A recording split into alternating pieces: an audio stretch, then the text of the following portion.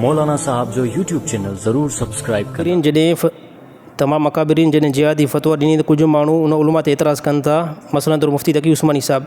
अच्छा, माण्हुनि खे छॾे ॾियो, इहे ई माण्हू न असांजा, फ़लस्तीन तबाह थी वियो आहे, गज़ा तबाह थी वियो आहे, तव्हां मुला सिर्फ़ु जेको आहे पंहिंजे कमरनि में वेठा हुजो, हे असांखे तानो ॾिनो वञे पियो, तव्हां मुला ख़ामोशी इख़्तियार कयो, चुप करे वेठा हुजो।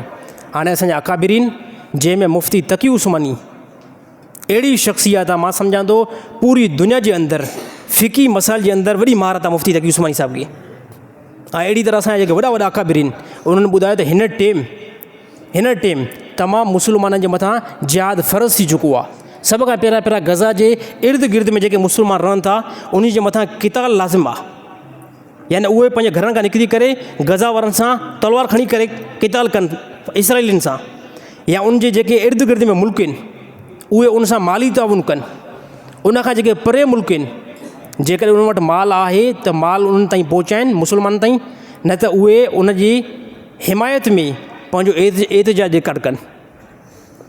इन खे ई जिहाद चइबो। हाणे जॾहिं उलमा जिहाद जो ॿुधाए त यार जिहाद हाणे फ़र्ज़ थी चुको आहे, हाणे वरी तमामु जेके न्यूट्रल माण्हू जाहिल माण्हू हेॾो सुभाणे हाणे मुला असांखे माराईंदा, इन खे चओ त सभ खां पहिरियां तव्हां अॻिते थियो।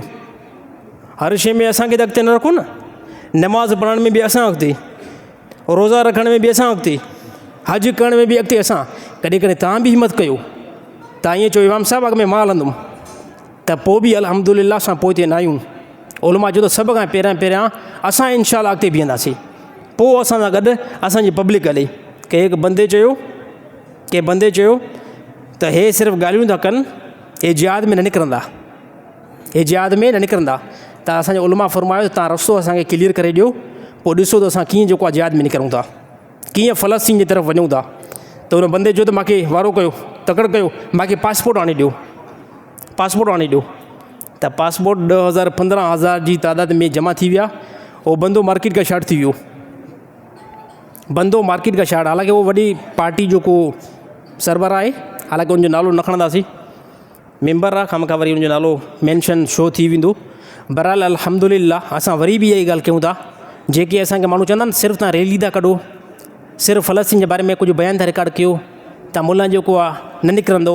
मां मिंबर ते वेठो आहियां, वुज़ू सां वेठो आहियां, जुमो नमाज़ हिन टाइम पढ़ाईंदासीं। अल्हम्दुलिल्लाह असांजा सभु उलमा आॾो बीठा आहिनि, तव्हां उन्हनि जो रस्तो क्लियर करायो, ऐं उन उलमा सां अल्हम्दुलिल्लाह असां बि तयारु आहियूं। मां पाण सां गॾोगॾु अगरि शहदाद कोट मां 100 उलमा खे असां तयारु न कयूं, असांजे मथां तव्हां ऐब ॾिजो। उलमा हर ज़माने में अॻिते बीठा आहिनि, कंहिं ज़माने में असां पोइ न आहियूं रहिया, पर कुझु मुल्की हालात जी मजबूरी बि हूंदी आहे, कुझु मुल्की हालात ईअं न त असां गज़ा जे तरफ़ निकिरूं पाण बि असांखे मुल्क वारा लेटाए छॾनि, त कुझु हालात अहिड़ा बि निकिरी ईंदा आहिनि। बाक़ी उहे अल्हम्दुलिल्लाह उलमा जी हर हिकु कौल ऐं फ़ेल जे अंदरि असांजी कामयाबी आहे ऐं असांजी फ़लाहियत आहे।